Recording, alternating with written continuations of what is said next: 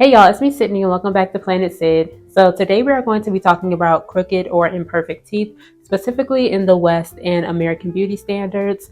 So I just want to make this quick spur of the moment video, specifically with the whole SNL controversy that's happening, and I think that this is a really interesting topic. So if you guys are interested in that, then stay tuned. So I saw a tweet a few years ago, and I wish I knew the girl's name, but she said that her crooked teeth are camp. And she ate that. She ate that. She ate that. She ate that one little thing. Well, she ate a lot of things because I remember she was really pretty. I wish I remember her name or her at name or anything, but I don't. But whoever you are an icon. Whoever you are, thank you. And I just want to say a bad bitch is a bad bitch. And a bad bitch is gender neutral. If you that nigga, if you that bitch, it's on you. It's not in you. It don't matter if what your teeth look like. It don't matter what your nose look like, what your skin look like, any of that shit. If you a bad bitch, then you a bad bitch. Sorry, I don't make the rules. So not too long ago, SNL did a skit, and it was about some people in politics. I don't watch SNL, but basically it was them doing some spoof of a few different people in politics, and then for whatever reason they went to the girl from White Lotus. I believe her name is Amy Lou Wood. And I don't watch White Lotus either, so I'm not sure what her character name is, but they basically added her randomly in it, even though she's not in politics, she's not American. And they had this actress impersonating her, and if you don't know, she has interesting teeth. Like, she doesn't have a typical American smile. And so the actress who was playing her, she had these big fake teeth in it, and it was just really mean. And then so Amy Lee, I want to call that girl Amy Lee. I've been watching The Righteous Gemstone. I'm just going to call her Amy. She ended up calling out SNL, just saying how rude it was. And they ended up apologizing. But I just wanted to have a more broader discussion on just crooked teeth in general, specifically in American society. So I feel like people, specifically Americans, have such split reactions to imperfect or crooked teeth. Because on some end, people find it odd, and some people find it nice and cute and endearing, while other people are genuinely repulsed by teeth that are not perfectly straight. And there is always somebody, especially now since it's accessible, there's always somebody traveling abroad to get veneers or doing it here. I'll be seeing like them little veneer techs, which I don't know why y'all letting somebody who has not been to dental school work on your teeth. And even outside of regular people traveling abroad to get their veneers done or whatever, usually whenever there's a celebrity that hits the mainstream, and they get more eyes on them, they eventually always make some cosmetic changes. Specifically, they get their teeth done, even if their teeth aren't quote unquote that bad. Like, even if they just don't have big white buckaroos or whatever, like, they end up getting their teeth done. And this is for a multitude of reasons, mainly due to Western beauty standards and how nasty some people can be when attempting to maintain the status quo. The thing specifically about teeth is that it usually is a class indicator. It's no secret that healthcare, specifically dental care here in America, is basically inaccessible. So if you do have access to get teeth upgrades or just get regular maintenance for your teeth, that says something about your class and what your pockets look like in most cases. And I don't want to go into depth about the history of straight teeth and how it became a beauty standard and all that, because I feel like there are other videos on that, so I feel like that would be redundant. So the point of this video is to more so talk about how comfortable people have become with critiquing others' appearances. Again, for some, people find crooked teeth endearing and they think it's cute, or they don't pay any mind to it, while others not so much. And everyone can have a preference. It's okay. I feel like there's a certain level of sensitivity that's missing, though, in this current media landscape. I feel like there's always been a sensitivity issue because, back in the 2000s, people weren't nice in magazines and shit. But with the rise of social media, people feel way, way too comfortable just being flat out fucking rude. I'm not trying to virtue signal or anything, because SNL did apologize, and I think that this is more so like a cultural issue and not just an isolated incident with SNL. And yeah, people have just become really mean, and I would hope that if someone has cystic acne or vitiligo or something of the sort, people would have enough couth to not make fun of those differences. Because I thought in general, like, the unspoken rule was like, if you're going to critique somebody's appearance or say like, oh hey, I think you need to fix this or whatever, if they can't fix the quote unquote flaw within 5 seconds, then you're not supposed to say anything. At least that's what I thought. Because for the most part, these are just cosmetic differences. It's really not that deep.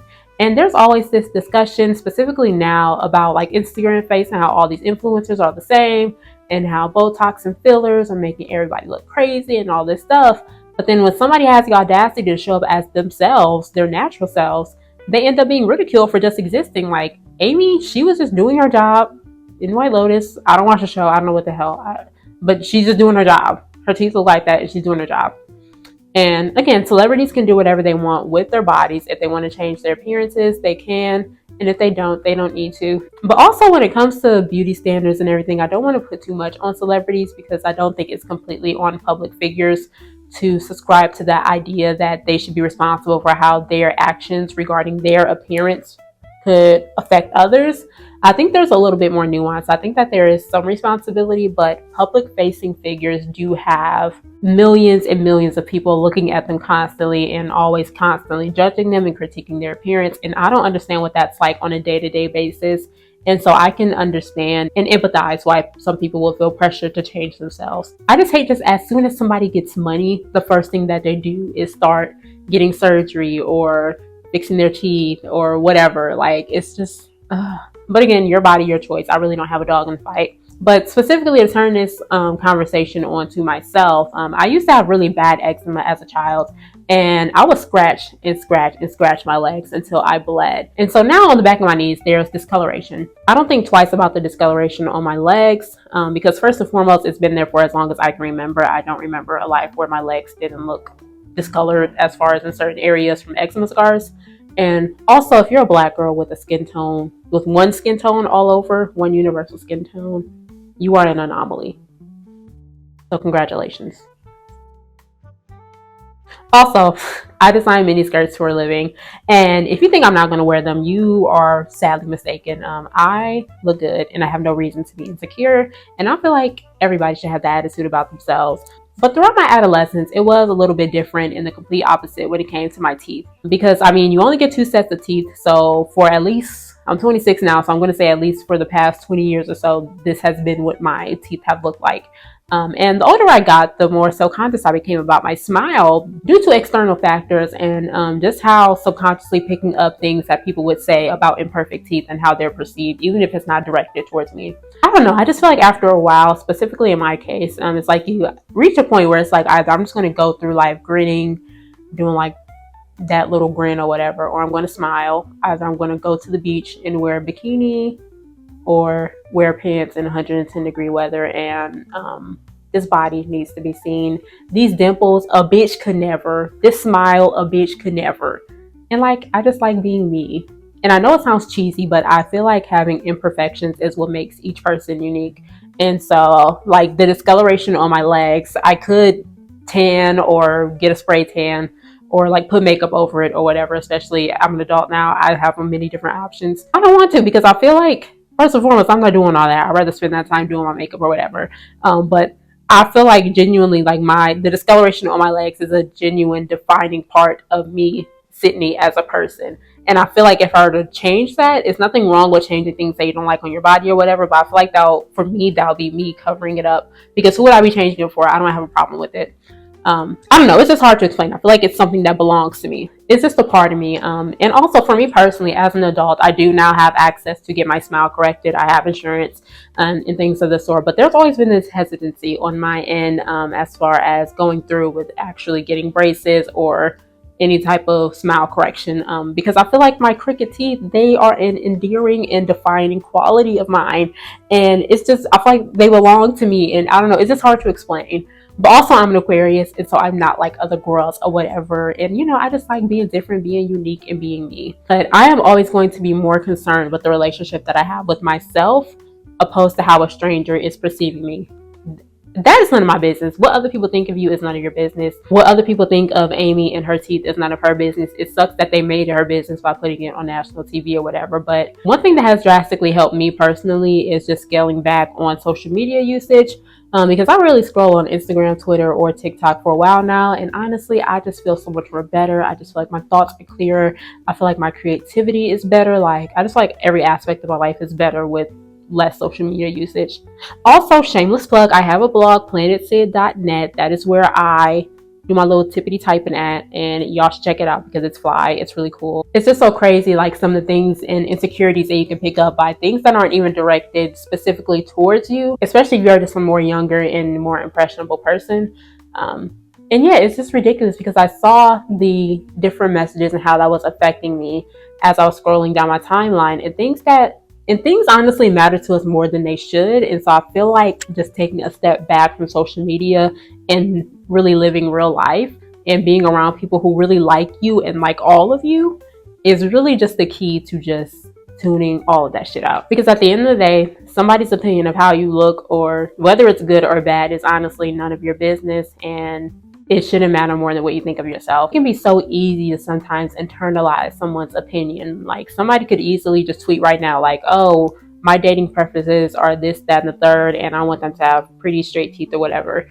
And then person A could just be scrolling and not even be this could be a complete stranger. They're just scrolling on the timeline, and then they see thousands of people agreeing, like saying like, oh yeah, I need my person to have straight teeth, or I need my person to have this color skin, or I need my person to have whatever. Like now you have a new insecurity just from scrolling on the timeline when like you don't need that. And yeah, I don't really know where this video is going, but I do just want to say that people are just much nicer in real life, and even if they aren't, people aren't that bold, and if they are, fuck them hoes.